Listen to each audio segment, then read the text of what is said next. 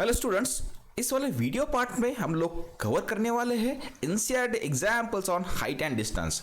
But उसके पहले अगर आप लोगों ने हमारा चैनल सब्सक्राइब नहीं किया है तो जल्दी से इसे सब्सक्राइब कर दीजिए। साथ में ही आप लोग डाउनलोड कर सकते हो हमारा एंड्रॉइड ऐप, जिसका लिंक मैंने यहाँ पे नीचे डिस्क्रिप्शन में दे दिया है। तो चलो स्टार्ट करते हैं हमारे पहले एग्जाम्पल के साथ। एग्जाम्पल कुछ ये है, एन ऑब्जर्वर 1.5 मीटर टॉल और ये कि 28.5 मीटर अवे टावर के दूर खड़ा है। द एंगल ऑफ एलिवेशन कितना बोला है guys, 45 degree. What is the height of tower.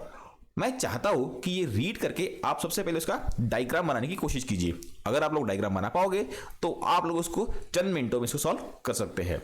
तो इसका कुछ डायग्राम दिखेगा ऐसे। तो गर्ल यहां पे खड़ी है, इसका हाइट 1.5 मीटर, टावर और गर्ल के बीच की दूरी 28.5 मीटर और ये हमारा टावर है। तो ऑब्वियसली यहाँ पे हम लोग अगर कनेक्ट करेंगे गर्ल यहाँ पे देखने वाली टावर को, ओके, ये बनेगा हमारा लाइन ऑफ साइट और ये है उनकी बीच की दूरी जो कि हमारी 28.5 मीटर से। ओके, तो हम लोग एक्चुअली में निकाल सकते हैं इतने वाला हाइट, ठीक है। एंड देन नेक्स्ट ये वाला रिमेनिंग हाइट कितना होगा इस ये वाला, ये होना चाहिए हमारा 1.5 metres. Okay, 1.5 metres.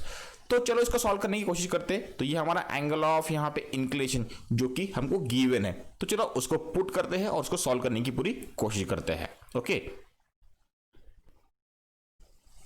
Angle of elevation हमारे यहाँ पे 45 डिग्री है। हाइट इसको हम लोग h1 कहेंगे और ये या इतना वाला हाइट हमारा 1.5 मीटर है। तो क्यों ना हम लोग यहाँ पे हाइट निकालने के लिए टैन रिलेशन यूज करें। तो टैन होता है हमारा अपोजिट अपॉन एडिशन। तो यहाँ पे हमारा एंगल ऑफ इंक्लिनेशन जो भी है वो 45, तो हम लोग लगाएंगे यहाँ पे tan। So tan 45 equals to बनेगा हमारा h1 अपॉन ये हमारा 28.5 और हमें पता है कि tan 45 होता है यहाँ पे 1, तो tan 45 1 यानी हमारा h1 जो बनेगा h1 इक्वल्स टू बनेगा हमारा 28.5। ओके, ये 28.5, तो ये हमारा h1 है 28.5। बट ये हमारा टावर तो पूरा इतना लंबा है, तो कितना बनेगा, तो यहाँ पे टोटल टावर का जो हमारा हाइट है तो ये बनेगा 28.5 प्लस 1.5, तो ऑब्वियसली ये बनना चाहिए हमारा 30 मीटर्स। तो ये काफी सिंपल एग्जांपल था, तो हम लोगों ने इसे इस तरीके से सॉल्व कर दिया है। तो चलो चेक करते हैं हमारा next good. An electrician has to repair an electric fault on a pole of height 4 meters. He needs to reach a point of 1.3 meters. Okay, and ये below है. Okay, what should be the length of the ladder that he should reach had used which when inclined at an angle of 60 degree to the horizontal would enable him to reach the required position. Okay, जिस पोल के ऊपर उसको fault repair करना है उसका height 4 metres बोला हुआ है और वो 1.3 मीटर्स नीचे है टॉप से, है ना। और जहां पे अगर हम लोग लैडर फिक्स करने वाले हैं वो एंगल बनाने वाले 60 डिग्री। ओके, तो गाइस हमें एक्चुअली उस लैडर का लेंथ फाइंड आउट करना है। तो मैं चाहता हूं कि सबसे पहले आप उसका डायग्राम बनाने की कोशिश कीजिए। तो आप अगर डायग्राम बनाओगे तो उसका डायग्राम दिखेगा कुछ ऐसे। सो यहां पे ये हमारा कंप्लीट पोल है, उसका हाइट 4 मीटर है, बट फॉल्ट पे यहां पे है जो कि ऊपर से यहां तक 1.3 मीटर दूरी पे है, राइट। अब ये हमारा लैडर है जिसका लेंथ हमें फाइंड करना है, उसको हम लोगों ने कहा L और ये एंगल ऑफ इंक्लिनेशन 60 डिग्री है। तो कैसे फाइंड करें हमारा लैडर का लेंथ। तो गाइस सबसे पहले हमें ये वाला लेंथ फाइंड करना पड़ेगा। तो वो कैसे निकलेगा, तो टोटल लेंथ हमारा 4 मीटर है, उसमें से हम लोग 1.3 मीटर्स माइनस करेंगे। तो ऑब्वियसली तो रिमेनिंग लेंथ कितना होना चाहिए, तो 4 माइनस 1.3, तो ये कितना बनेगा। सो ऑब्वियसली ये बनेगा हमारा 2.7 मीटर्स। तो ये बनेगा हमारा 2.7 मीटर्स। ओके, ये पोल यहाँ पे परपेंडिकुलर डिस्टेंस है, परपेंडिकुलर मतलब 90 डिग्री एंड ये 60 है। ओके, तो क्यों ना मैं यहाँ पे अपोजिट अपॉन हाइपोटेन्यूस यानी साइन लगा दूं। तो ये बनेगा हमारा साइन ऑफ 60 इक्वल्स टू ये होना चाहिए हमारा opposite 2.7 divide by length of the ladder. So length of the ladder equals to बनेगा 2.7 बाय साइन 60। साइन 60 कितना होता है गाइस, ये होता है हमारा √3/2, तो ये 2 जाएगा ऊपर। ओके, तो ये कितना बनेगा, तो ये बनेगा 5.4 बाय √3, ये हमारा in metres. This is what the length of this particular ladder. और ये काफी सिंपल सा एग्जांपल था। ओके, तो चलो हम लोग यहाँ पे देते हैं हमारा नेक्स्ट एग्जांपल। तो एग्जांपल कुछ ये रहा, from a point of the ground 40 metres away from the foot of tower, tower से 40 मीटर दूरी पे है। द एंगल ऑफ एलिवेशन या फिर इंक्लिनेशन हमारा कितना है यहाँ पे 30 degree. The angle of elevation on the top of tower, इस टावर के ऊपर भी एक वाटर टैंक है, उसका इंक्लिनेशन 45 डिग्री है उसी जगह से। तो हमें बोला है कि height of tower and the depth of the tank find करना है। तो काफी सिंपल सा एग्जांपल है। सबसे पहले अगर आप लोग इसकी डायग्राम बनाने की कोशिश करोगे और अगर आप लोगों ने सही से इसका डायग्राम बना दिया तो आप लोग उसे चंद मिनटों में सॉल्व कर सकते हो। तो इसका डायग्राम देखिए कुछ ऐसे। यहां पे आप लोग देख पाओगे इस पोजीशन से ये टावर जो है, ये आप लोग यहां पे देख पाओगे ये टावर की हाइट है h, है ना, सी पॉइंट। तो जब ये एंगल बनेगा 30 डिग्री, बट उस टावर के ऊपर जो वाटर टैंक है उसका हाइट हमारा h1 माना हुआ है और ये एंगल ऑफ इंक्लिनेशन या फिर एलिवेशन हमारा 45 डिग्री, ओके, और उनकी बीच की दूरी हमारी 40 मीटर है।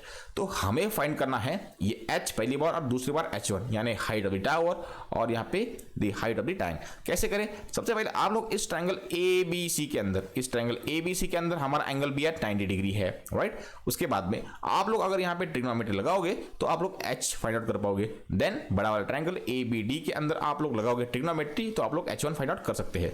तो मैं छोटे ट्रायंगल के अंदर लगाने वाला हूं। कैसे?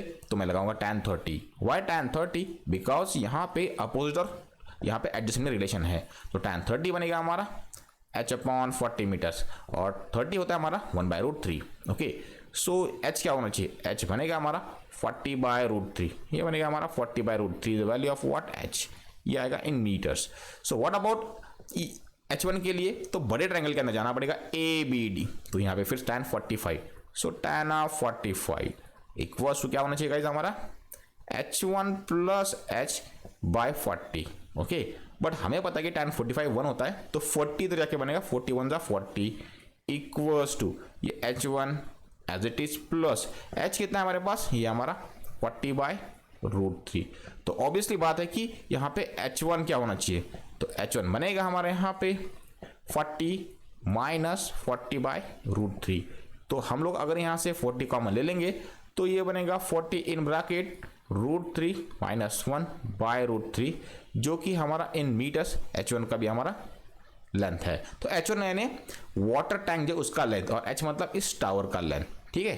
तो हम लोगों ने इस तरीके से फाइंड आउट कर लिया है। तो चलो चेक करते हैं हमारा नेक्स्ट एग्जाम्पल। तो एग्जाम्पल कुछ ये रहा। यहां पे बोला है कि 2 पिलर्स ऑफ इक्वल हाइट है और ये रोड के दोनों के रोड के इधर साइड में खड़े हैं और उनके बीच की दूरी 100 मीटर्स है, okay. The angle of elevation of the top of pillars are 60 degree and 30 degree at the point on the road between the 2 pillars, okay. अब मैं जिस पॉइंट से दोनों हाइट को अगर एक पर्टिकुलर पॉइंट से देखूंगा तो एक जगह बनाएगा 30 डिग्री और एक बनाएगा 60 डिग्री। हमें बोला कि find the position of point between the pillars. जिस पॉइंट पे हम लोग ये चीजें ऑब्जर्व कर रहे हैं उसका पोजीशन हमें फाइंड आउट करना है and the head of the pillar. तो कैसे करें? ये हमारा एनसीईआरटी एग्जांपल भी है और ये 2 बार बोर्ड एग्जाम में पूछा हुआ है। ये काफी सिंपल है। तो सबसे पहले आप डायग्राम बनाओ, आपका आंसर आप खुद ढूंढ लोगे। तो इसका जो डायग्राम बनेगा दिखेगा कुछ ऐसे। पॉइंट P हम लोगों ने लिया है, पॉइंट P से अपोजिट साइड में देखेंगे तो यहाँ पे बनेगा 30 डिग्री और ये h हाइट है उस पर्टिकुलर दीवार का या फिर लैडर का। और यहाँ पे हम लोग देखेंगे इस साइड में तो h है हमारा हाइट और 6 डिग्री बना रहा है यहाँ पे एंगल ऑफ इंक्लिनेशन या फिर एलिवेशन। तो ये AP दूरी हमारी x है और P से लेकर x पता नहीं, तो टोटल दूरी तो हमारी रोड की 100 मीटर्स, उसमें से हम लोगों ने ये x माइनस कर दिया तो रिमेनिंग दूरी कितनी होगी गाइस? ये बनेगी 100 माइनस x। तो हमें फाइंड आउट करना है सबसे पहले ये x वैल्यू एंड देन हम लोग फाइंड आउट कर सकते हैं h वैल्यू। तो कौन सा वाला हम लोग यहाँ पे फॉर्मूला यूज करें? तो सबसे पहले गाइस आप लोग देख पाओगे ट्रायंगल और ट्रायंगल 2 के अंदर अननोन्स हमारे पास ज्यादा है, राइट। तो कैसे सॉल्व करें? तो h के लिए हम लोग 2 इक्वेशन बनाएंगे और आपस में इनको कंपेयर करेंगे। देखो मैं सबसे पहले इस ट्रायंगल की बात करता हूं। In this triangle if I apply let's say tan of 60, let's say tan of 60, tan 60 equals to बनेगा हमारा height upon x, h upon x। तो h इक्वल्स टू बनेगा हमारा x इंटू tan of 60 और हमें पता है कि 60 होता है tan 60 होता है हमारा √3, तो ये बनेगा √3 टाइम x या फिर x टाइम √3। तो ये बन गया हमारा पहला इक्वेशन। और इस वाले ट्रायंगल के अंदर भी हम लोग यहाँ पे tan 30 अप्लाई करेंगे। सो tan ऑफ 30 इक्वल्स टू बनेगा हमारा height upon 100 minus x, okay. अब हम लोग फिर से यहाँ पे h के लिए कुछ इक्वेशन बनाएंगे। h इक्वल्स टू बनेगा 100 माइनस x इस साइड में जाएगा और हमें पता है कि tan 30 होता है बाय 1/√3, तो ये बनेगा 1/√3, ये बनेगा इक्वेशन नंबर 2। बट इक्वेशन 1 और 2 के अंदर उनका लेफ्ट हैंड साइड हमारा हाइट है, तो क्यों ना हम लोग राइट हैंड साइड कंपेयर करें। तो अगर हम लोग यहाँ पे राइट हैंड साइड कंपेयर करेंगे तो यहाँ पे हमारा x वैल्यू निकल के आएगा, okay. So from 1 and 2 we can write x time √3 equals to ये बनेगा हमारा 100 माइनस x बाय √3, ओके।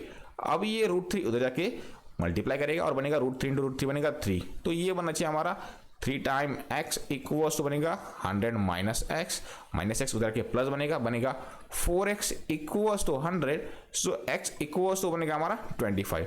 तो x का वैल्यू हम लोगों ने 25 फाइंड आउट कर लिया है। तो AP दूरी हमारे यहाँ पे 25 है और 100 माइनस 25 मतलब ये बनेगा 75। तो चलो यहाँ पे लिख देते हैं, ये बनेगा हमारा 25 मीटर्स और ये बनेगा हमारा 75 मीटर्स।